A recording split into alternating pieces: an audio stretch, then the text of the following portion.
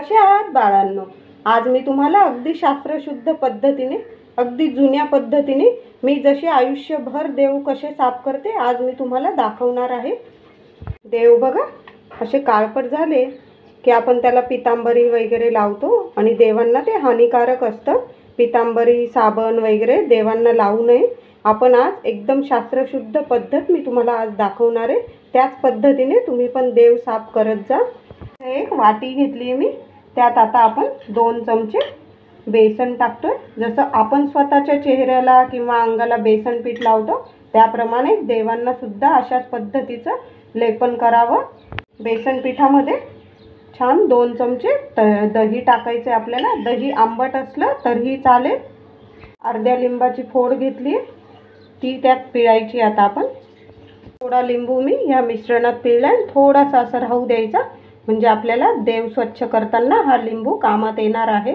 आता हे मिश्रण आपण छान मिक्स करून घ्यायचंय, एकत्र करून घ्यायचंय। आपलं मिश्रण बघा छान तयार झाले। आपल्याला जेव्हा पुरळ वगैरे येते चेहऱ्यावर, आपला चेहरा स्वच्छ गोरापान होण्यासाठी जसं आपण असं मिश्रण तयार करून लावतो दही किंवा बेसन दूध, तसंच देवांना पण लावायचं असतं। देवांना का म्हणून आपण पितांबरी वगैरे वापरायची। आपल्या घरात जर मोजके साहित्य असतीलच, आपण जे स्वतःसाठी वापरतो तेच देवांसाठी सुद्धा वापरावं। हे मिश्रण तयार झाले, त्यात फक्त अगदी लहान चमचा भरून पाव चमचाच आहे, आपण पोहे खातो त्या चमच्याने मोजलं तर पाव चमचा सोडा घेतलाय मी खायचा। आता तो या मिश्रणात मिक्स करायचा आहे। देवांना साफ करण्यासाठी आपलं उपटन एकदम छान तयार आहे। तुम्ही बघू शकता कसं फुलून गेलंय सोडा टाकल्याने। यानेच आपले देव एकदम साफ होणार आहे, स्वच्छ होणार आहे। आपण बाहेरचं केमिकल सुद्धा वापरत नाही आहे। तुम्हाला सोडा नसेल वापरायचा, तुम्ही लिंबू आणि दह्याने पण साफ केलं तरीही चालेल। आता मूर्ती घ्यायची हातात, लिंबू घ्यायचा, लिंबूला हे मिश्रण लावायचं आणि देवांना लावायचं। अशा पद्धतीने तुम्ही देव साफ करा। अगदी शास्त्रशुद्ध पद्धत आहे, जुनी पद्धत आहे। माझ्या सासूबाई वगैरे माझी आई सुद्धा अशाच पद्धतीने देव साफ करतात, करायच्या म्हणजे। आता तर त्या नाही आहे माझ्या सासूबाई वगैरे, पण मी पण अशाच पद्धतीने देव साफ करते। तुम्ही पण लेकरांनो अशाच पद्धतीने करा, देवांना कुठल्याही प्रकारची हानी पोहोचत नाही। आता आपली गणपतीच्या मूर्तीला आपण हे लेपन लावलंय। आता बाळकृष्ण आपले ठाकूरजी, आपण जसं आपल्या लेकरांना जपतो बेसन पीठ वगैरे लावून, तसंच आपल्या बाळकृष्णाच्या मूर्तीला सुद्धा बाहेरचं केमिकल वगैरे लावू नका। बऱ्याचशा पितळाच्या मूर्तींना मी हे मिश्रण लावून घेतले। आता इथं माझ्याकडं माता लक्ष्मीची मूर्ती आहे, चांदीची आहे। चांदीची असो, पितळाची असो, सोन्याची असो, हे असं उपटन लावा, देव एकदम स्वच्छ होतात। शास्त्रशुद्ध पद्धत आहे आपली ही। अशाच पद्धतीने देव खरं साफ करायचे असतात।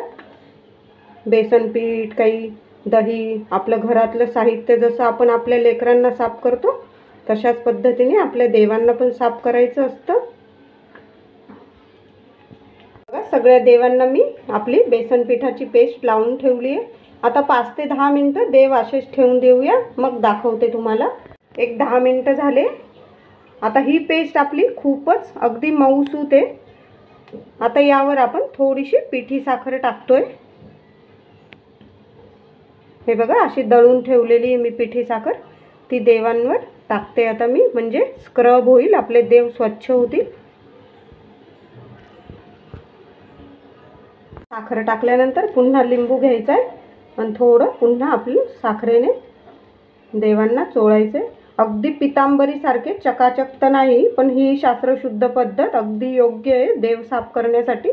देव काय म्हणत नाही अगदी रगडून साफ करा आणि मला एकदम चमकदार बनवा, पण ही शास्त्रशुद्ध पद्धतीने देवांना साफ केलं तर कशाला पापात पडायचं आपण उगेच पितांबरी वगैरे वेगळे वेगळे केमिकल वापरून।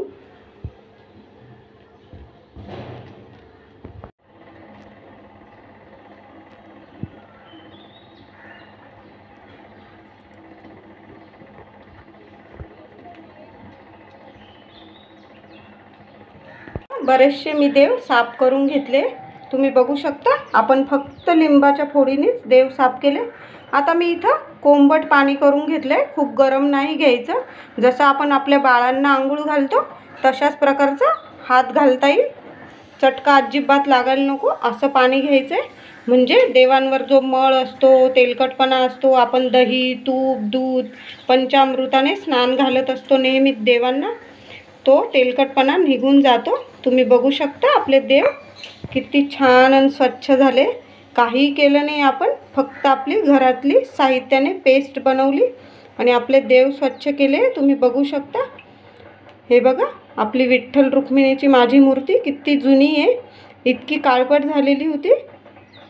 एका दुसऱ्या तामणमध्ये पुन्हा देव काढते, आपल्याला दुसऱ्या पाण्याने पण एकदा स्वच्छ करायचे। तामण स्वच्छ केली आहे तीच, आणि त्यात आता आपण पुन्हा आपले धुतलेले देव ठेवणार आहोत।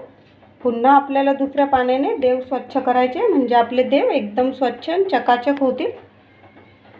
बघा पुन्हा आता कोंबट पाणी मी देवांवर असं हाताने सोडते, हळूहळू सोडायचं, एकदम आपण आपल्या लेकरांवर पाणी जसं टाकत नाही तसंच देवांवर पण हळूहळू पाणी सोडत जायचं।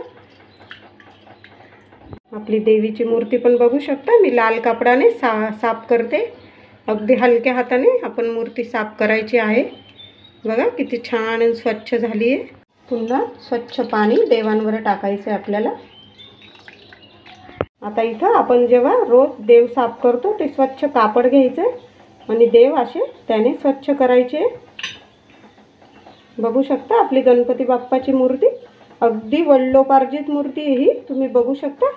थोडा काळपटपणा मधला तर असतो, पण अगदी रगडून साफ करायची गरज नाही, ब्रश वगैरे लावून असे पण देव एकदम स्वच्छ झाले आपले। स्वच्छ आपण जो देव पुसतो तो कापड घेतलाय मी, तुम्ही बघू शकता। देव साफ कपड्याने पुसून घ्यायचे आपल्याला। बघू शकता आपली पहिली मूर्ती कशी होती ना आता धुतल्यावर कशी मूर्ती झाली आहे।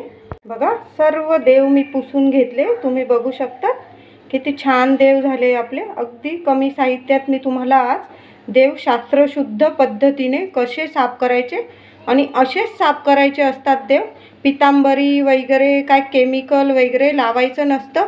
मी असेच पारंपरिक पद्धतीने तुम्हाला देव साफ करायचे दाखवले आज। आमच्या वडिलोपार्जितपासून असेच देव साफ करतात, तेच आज मी तुमच्याबरोबर शेअर केलं आहे लेकरांनो। आजचा व्हिडिओ आवडला असेल, आई हे कसं करू आपल्या चॅनलला नक्की सपोर्ट करा, लाईक करा, शेअर करा, सबस्क्राईब करा, आणि तुम्हाला असेच माहितीपूर्वक आणि छान छान व्हिडिओ बघायचे असतील सबस्क्राईब केल्यानंतर बेलचं बटन दाबायला विसरू नका। धन्यवाद।